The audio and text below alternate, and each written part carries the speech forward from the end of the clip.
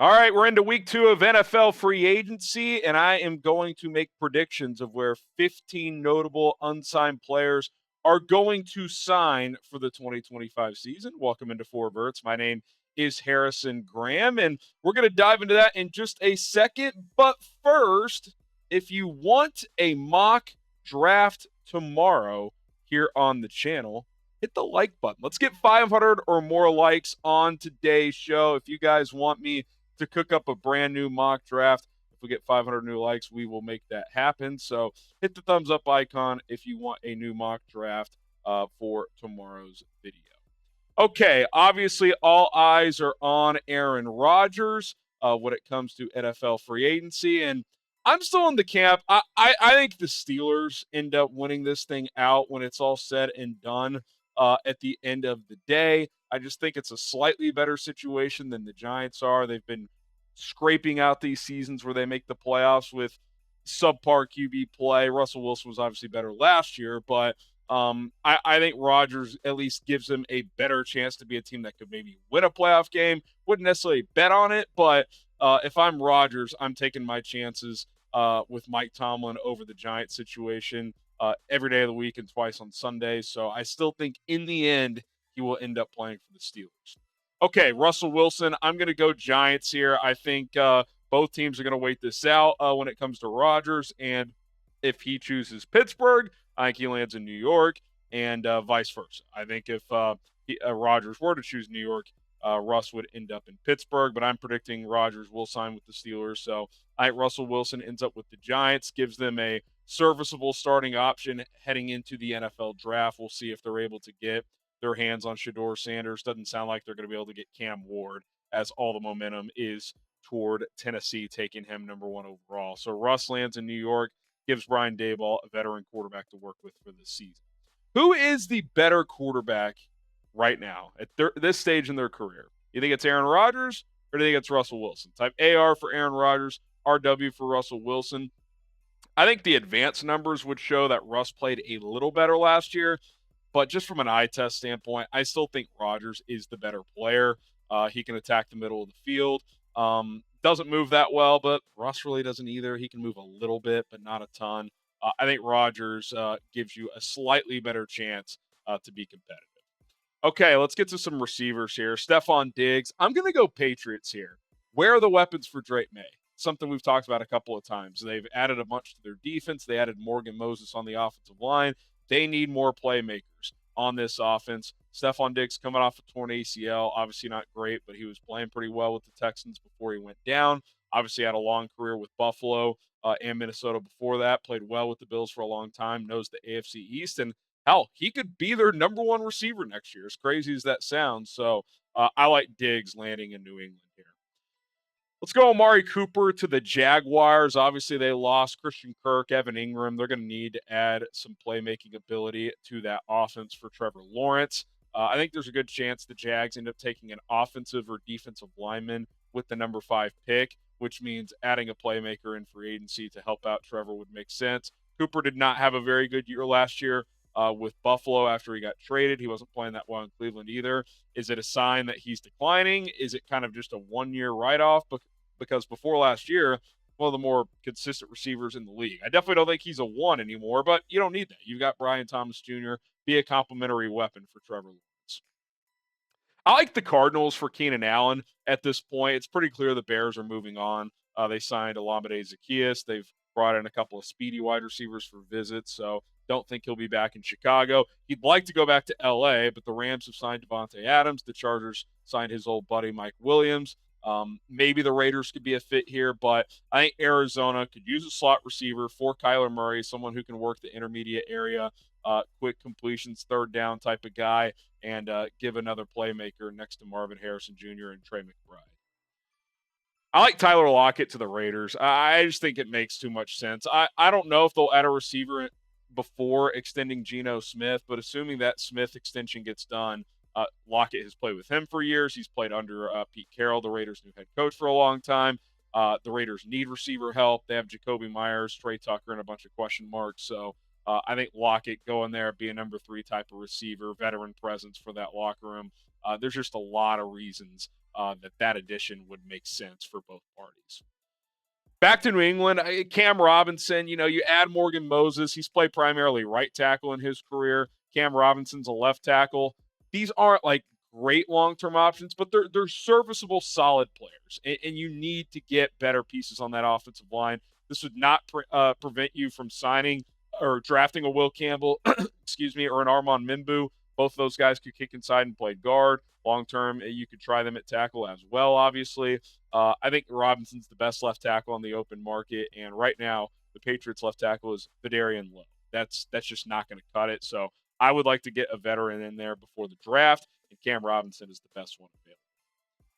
Okay, today's show is sponsored by Turtle Beach. Check out Turtle Beach today. The best gaming headsets and accessories out there come from Turtle Beach. I'm rocking my Turtle Beach headset right now, and when I game, it picks up audio so clearly that you're basically cheating when you're playing video games. Get 10% off with code chat at turtlebeach.com/chat. And I personally recommend you check out the all-new Stealth 700 headset, as the sound quality and comfort are incredible. The 3D spatial audio has taken my gaming to the next level, especially in fast-paced games like Fortnite and Call of Duty. The Stealth 700 also has the industry's first ever cross-play dual wireless transmitter system. That means you can seamlessly switch between your consoles and PC with just a click of a button. It gets even better, folks. While being connected to your console, the Stealth 700 can connect with your phone for music streaming or taking calls at the same time. Listen to your favorite songs while gaming, all done with the Stealth 700 headset. So head over to turtlebeach.com/chat. Use our code chat for 10% off your entire order. That's 10% off at turtlebeach.com/chat with promo code chat. After your purchase, ask who sent you. Say Chat Sports sent you, and that'll help us out, and we'll appreciate it as well. Get the ultimate immersive gaming experience today with Turtle Beach. Okay, Teven Jenkins. I'm going to go with the Bengals. There seemed to be perhaps some Seahawks momentum, but there wasn't an official reported meeting on Monday. They actually brought in Dylan Radins for a meeting today, so maybe something went south there. I'm not sure what the latest is with Teven in Seattle. The other team that's been mentioned has been Cincinnati. They historically have gone with a lot of maulers as their offensive lineman, and that's what Jenkins is. He's athletic and he can move, but at his core, he's a mauler, and I think he fits what they want to do. Obviously, extensive injury history, but when he's healthy, he's one of the better guards in the league. I like that fit on a one-year kind of trial deal to see if he can have a healthy season. Brandon Scherf, kind of in the Kevin Zeitler mold, a veteran that would probably sign on a one-year deal. I like the Colts. They lost, obviously, Ryan Kelly, their center. Will Fry's one of their guards. They could use an interior piece to help protect Anthony Richardson and or Daniel Jones. The Colts could add a veteran like Scherf in there on a one-year deal. Shouldn't cost that much to do it. And if they're truly going to give Richardson a chance this year to show he could still be the franchise quarterback, well, you got to protect him. And I think Scherf is one of the better guards remaining. Garrett Bradbury, who got cut by the Vikings after they signed Ryan Kelly officially, is arguably the best center available. You could mention Andre James as well. I like Bradbury's fit with Seattle, though. Clint Kubiak, that Shanahan system, they like offensive linemen and interior guys, especially that can move. Bradbury, one of the more athletic centers in the NFL. He certainly has weaknesses. He doesn't have the best anchor, but he's athletic. You can get him on the move in the toss crack game. And they need offensive linemen bad in Seattle, especially on the interior. I think on a 1 or 2 year deal, Bradbury could check some boxes for them to help fill that void. Subscribe to the channel for daily NFL videos, 100% free. We don't charge a dime. Free agency coverage, again, 500 plus likes. We'll do a mock draft tomorrow. Either way, we'll have a new mock in the coming days. Turn on those notifications as well in case we react to breaking news. That way you never miss a video. You could be the first one that watches for Verts. So subscribe, turn on the noties. We appreciate it. Von Miller, going to go with the Cowboys here. There's been rumors forever. He's from the Metroplex area, played his college ball at Texas A&M. The Cowboys lost DeMarcus Lawrence to Seattle. This would be a classic Jerry move. Get a guy past his prime on a bargain bin deal, bring him home, easy press release type of signing. Could see that happening, and I still think he's got a little juice left as a pass rusher. They need some secondary pass rushers after Micah Parsons, and I think Von Miller as a rotational guy could help fill that void. How about the Bears for za'darius Smith? It would be the final NFC North team that Smith has played for. He's played for all other three various points in his career. Ryan Poles, the Bears GM, recently talked about you can never have enough pass rushers. They're certainly not done looking to add there after signing Grady Jarrett and Dio Adengbo.